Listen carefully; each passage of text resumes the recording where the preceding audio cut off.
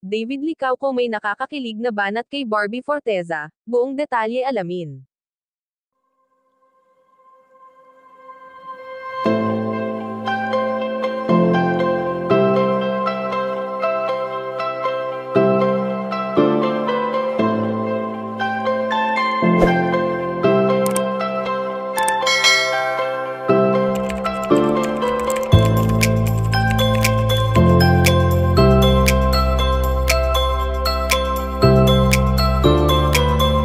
Alam naman natin na aminado si David Licauco sa kanyang pagiging mahiyain na noon pa man ay nasa ugali na niya, at dahil nga sa kanyang katambal na si Barbie Forteza ay unti-unti niya na itong nababago.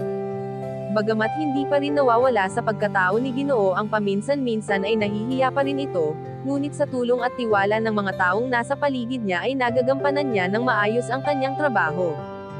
Sa kasalukuyan nga ay nabibisi ngayon ang tambalang barda sa kanilang mga ganap, dahil sa pagpasok ng taon na ito sa kanila ay ngayon lang muli silang magkakaroon ng nakakakilig na moment, noon pa man ay ginagawa na nila.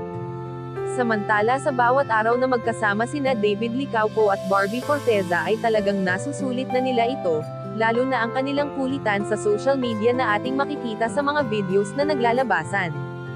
Subalit sa ngayon nga ay ayon sa aming impormasyon na nakalap na may nakakakilig na banat si Ginoo David Licauco sa kanyang binibini na si Barbie Forteza, at ito ay ang patuloy niyang pagmamahal para sa kanyang katambal.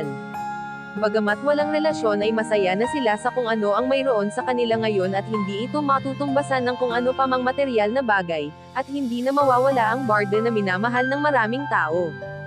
Kayo mga kachika, anong masasabi nyo dito? Please leave the comment and don't forget to subscribe.